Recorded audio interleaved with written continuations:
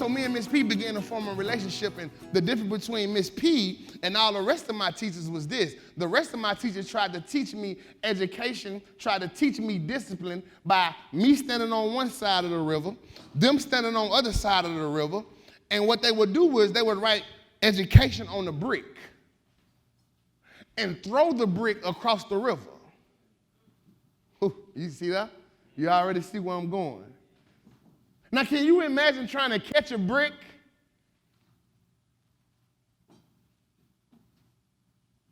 That's why I never got it. Because what she was trying to teach me, there was no connection. Earlier when I was watching this video, I heard 3 different people say, no matter how good of a teacher you are, no matter how much you might know your subject, if there is no connection, that child will leave without learning anything.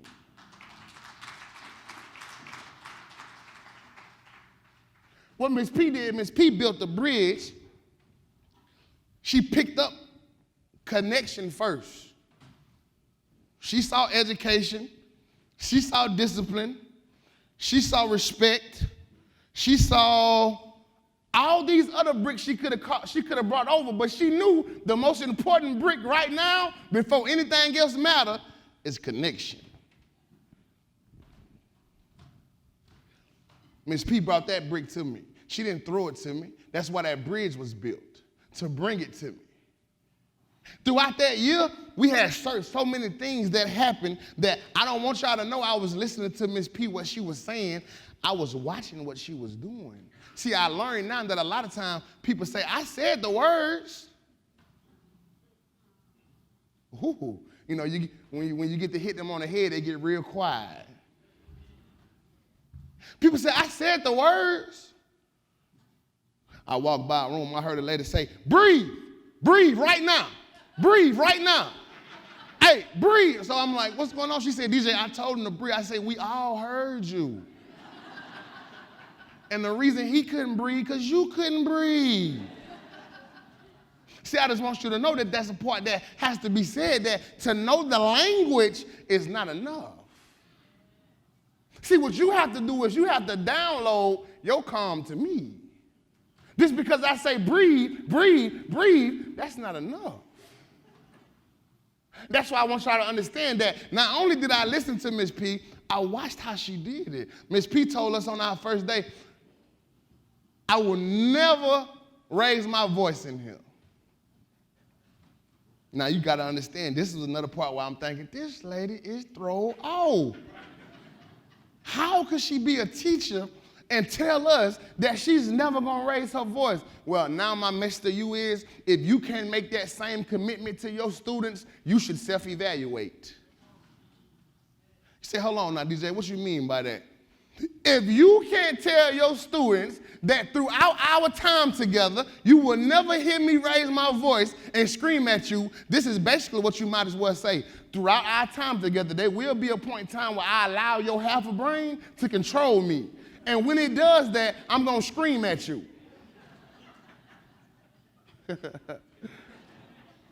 See, I know you probably never thought of it like that.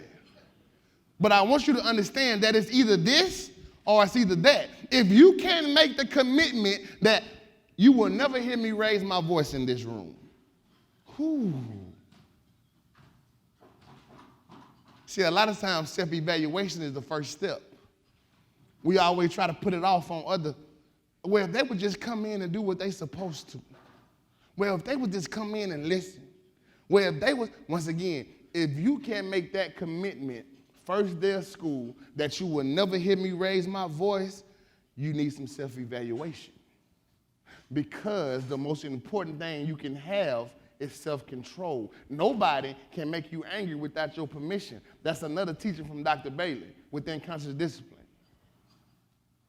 That is the only reason Miss P was able to remain composed after I disrespect her in front of everybody, because she already understands there is nothing you can do. Whew, don't miss this. A lot of times when we see stories, we seem to look over it instead of looking into it. What is your favorite teacher?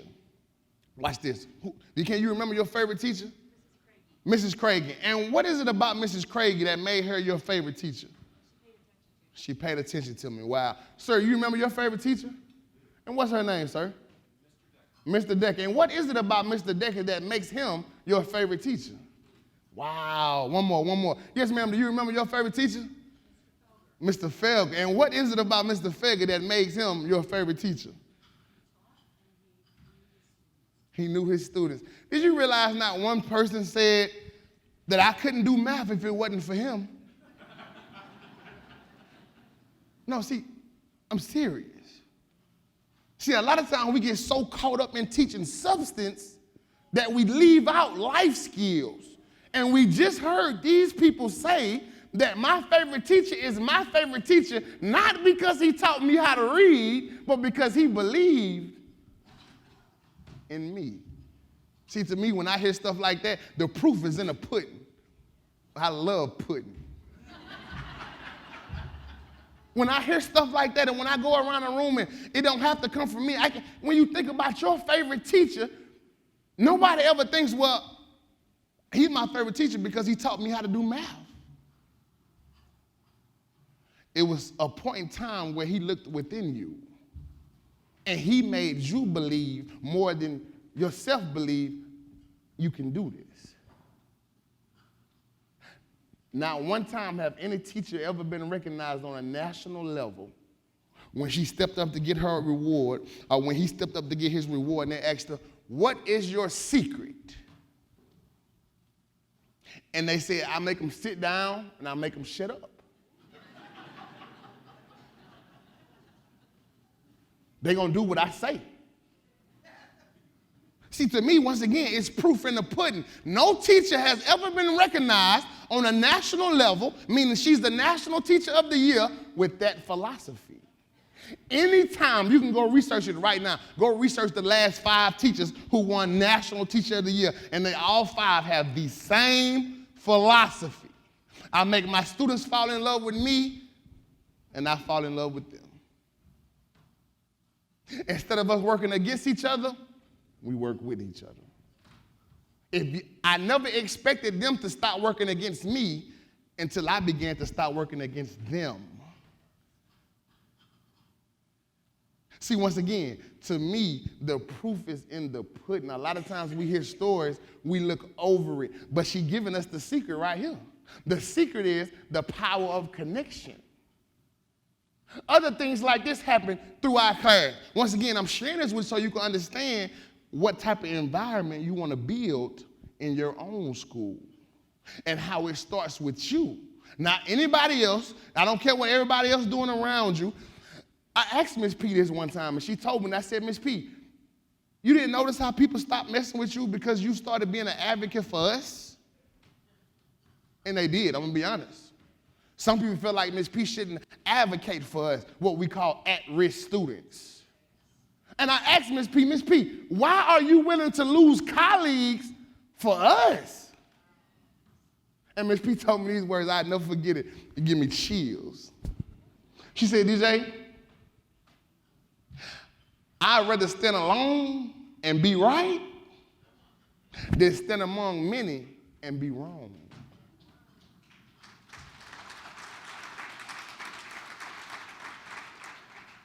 I want you to have that same mind frame. No matter what nobody else is doing around you, if you know you can make the difference, make sure you make the difference. Through Miss P class, we had special connections. Like one connection was with a blind student named Nola. See, in any other classroom, I know I would have made fun of Nola. Nola would have put her backpack down, I would have moved it. That's where I was at that point in time in my life. Nola would have put her pencil down, I would have moved it because I know she couldn't see it. I would have tapped my homeboy like, look, she looking for a pencil. Yeah, that's dirty. I'm not afraid to look back and see what I once was. If you're afraid to look back and see what you once was, it's because you still are.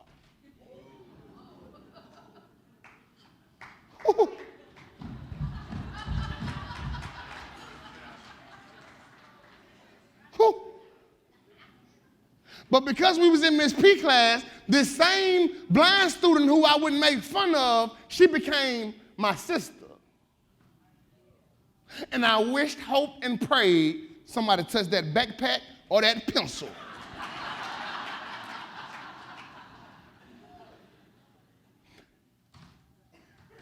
Nola was blind, and there was something about Nola being blind that I could never forget.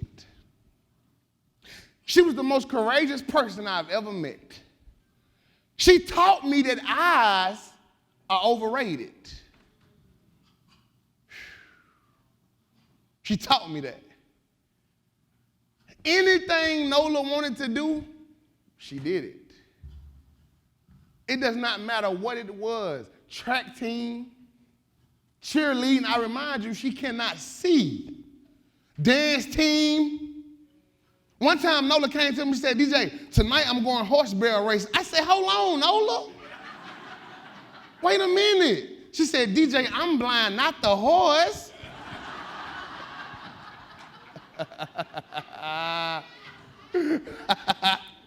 This is the type of person she is. She come to me and say, DJ, I want you to do a junior miss program. I say, what you mean, Nola? She said, I'm doing a monologue, and I want you to come see my monologue. I said, look, that's not no place for a DJ. It's not no place for DJ. She said, I'm inviting you. I want you to come. I said, all right. I opened the door to the junior miss. People gave me that eye. Y'all know that eye. That what he doing here eye. That why is he here eye. I found me a seat, and Nola got up there, and Nola began to perform a monologue of Helen Keller. Catch it now. Catch it. She began to perform a monologue of Helen Keller. Every movement she made was so Helen Keller-like because this is how she's been living her life. This is all she knows. She's been blind since she was born. So every step, every movement, everything was so Helen Keller-like. When she spilled water over her hand, the whole building stood up. The whole building stood up. Everybody was clapping. Everybody was going crazy. Miss P went to grab her hand and got off the stage, and the first thing she said was, where DJ? Miss P grabbed her hand, got it into my hand, put it in my hand. I said, you did it, sis. You did it. Nola mama comes, she crying. Nola crying, Miss P crying. It's something about women crying that causes a chain reaction.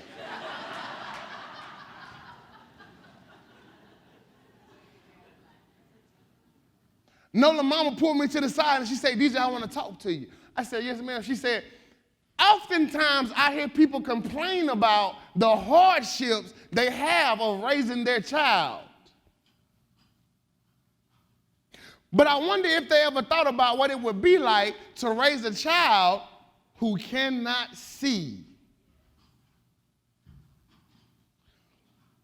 You know, sometimes even when I said it, it resonates a little different when you think about it.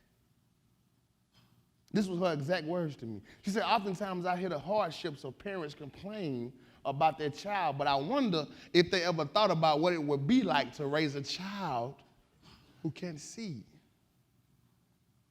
She said, oftentimes I prayed for her guardian angel. But I never knew he would come in the form of a big black gang member.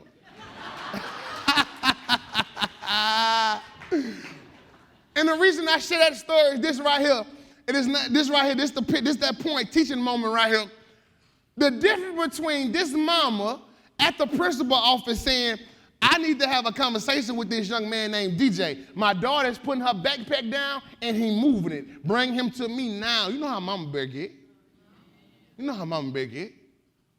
I need to have a conversation with this young man named DJ. My daughter's putting her pencil down and he moving it. Instead, this mama who should be crying about me is crying to me because of my teacher, the power she built within our classroom. And I just want y'all to know how it was able to happen. Through connection instead of correction. Make sure you use that. Because oftentimes we leave the brick of connection to pick up the brick of correction, which is why a lot of situations go the way they go.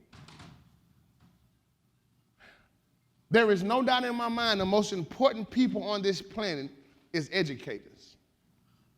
This is the only job where you do brain surgeon work, but you don't get brain surgeon paid. Which is another reason why I don't understand how you were able to become an educator without having some type of background in neuroscience. Because now that I travel the world and I'm with educators on an everyday basis, I now know that when you graduated from college and you got a teaching degree, they still hadn't taught you how to deal with DJs. Ooh, it's finna get good. Ooh, it's finna get good now. So therefore, with me knowing that, that tells me the DJs of the world have already been pushed to the wayside. To me, it speaks for itself. If my teacher doesn't even know what to do with me, Eric Jensen, in that book, Poor Students, Rich Teacher, he teaches us that a student is with his teacher over 60% than with their parent. So put it like this. He put it in perspective that even if you were a stay-at-home mama, all right, that means you get a chance to see your daughter or your son when they get home from school. We're going to say they get home at 3:30. 3:30, 9:30, they probably going to bed. That's 6 hours.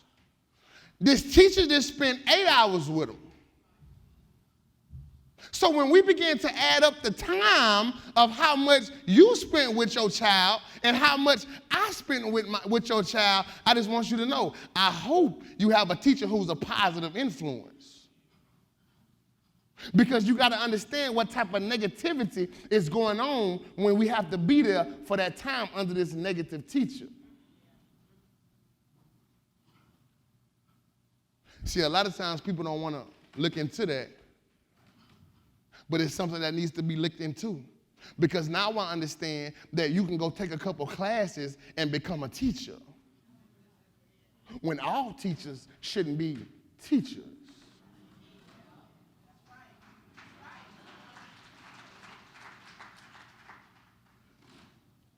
I don't know about you, but that's the type of connection I want to begin to have with a student. Like if I had a daughter like Nola, if I had a situation where my teacher built this rapport within the classroom. Another story is I had a homeboy named Frank. He really wasn't my homeboy. This is another student who I would have made fun of in any other class. Frank was the complete opposite of me. He was white, I was black.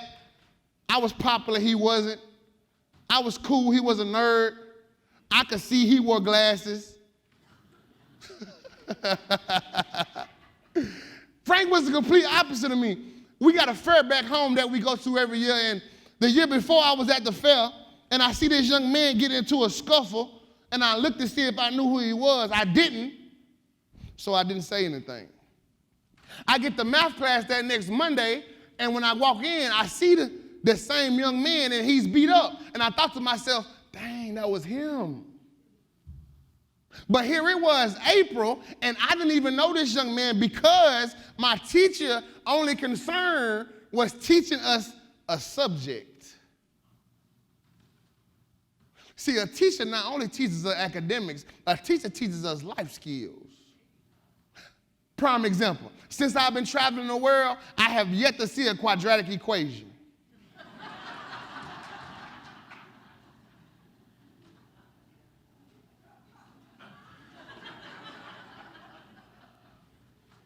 Since I've been traveling the world, nobody have stopped me and asked me to identify the difference between a metaphor, onomatopoeia, simile.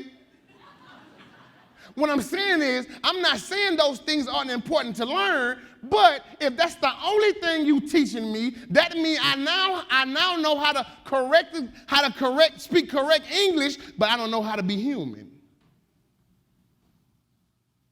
What I'm saying is, if your concern is only teaching me math, I now know how to find the slope of a line, but I don't know how to be human.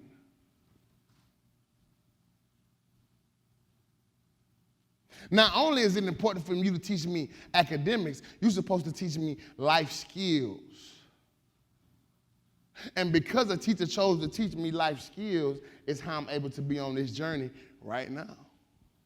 When I was 16, if I would have went to a palm reader and she began to read my palm, and her eyes got big and she said, "Whoa, boy, you would be a world-renowned speaker. People would send for you far and wide. People would line up to take a picture with you." I would have snatched my hand back and said, "Stop lying and give my money back." Let me tell you why. I could have never pictured this. When I speak to the youth right now, I tell them, just because you don't know your purpose now don't mean you don't have one. I could have never pictured I would have this platform to stand on, to come share my story so teachers can understand the importance of connection instead of correction. So teachers can understand the importance of removing yourself from the equation. So teachers can understand the importance of, I'm already on my journey. This young man, hopefully he gets somewhere. That's something I never understood. If a teacher knows more than I know how important my education is, how could you ever get rid of me? See, that's something I had to think about. Because, see, at this point in time, you can't get students to know how important their education is. I didn't understand how important mine was until I got older. So if you know, as my teacher, how important it is, how could you send me into the world without it? That's why I don't understand how teachers can get rid of it. That's why this is what I want you to do. I want you to equip yourself with some neuroscience. The more you understand about the brain, which that comes from Dr. Bailey teaching in conscious discipline. She tells us about the frontal lobe. She tells us about the middle cortex. She tells us about the brain stem. If you understand those three parts of the brain, there is no situation that'll rattle you. That's why Miss P didn't get rattled. You got to understand, I busted in the classroom. I just made everybody laugh at her. Guess what? She remained composed. That's because immediately she begins to break me down. See, the more you understand about the brain, you don't have to question. Immediately when I came in, she broke me down. So in my mind, I'm thinking, oh, I got her. Whole time, she got me. Not one time have I ever lost to a teacher. You say, hold on, DJ, what you mean? If ever a point in time you got into a power struggle with me, I beat you. Because it never should have been a power struggle. That means you allowed me to bring you to my level. The difference between someone who knows neuroscience is when they see a student in a certain place, they know exactly where to go. If you notice what Miss P did, Miss P encouraged. That's why I like to go back so you can understand the importance of encouragement. Throughout that first encounter, after I just made everybody laugh at her, after I just disrespected her in front of everybody, Miss P was able to encourage me. This is why you must first self-check. This is why you must first self-evaluate, because you won't be able to look at me and say, you have a gift after I just disrespected you. Ooh. This is why you have to self-evaluate, because you won't be able to look at me and say, you have charisma after I just disrespected you. So the most important thing you can do is remove yourself from the equation and teach. I ask teachers all around the world, are you a teacher or a punisher?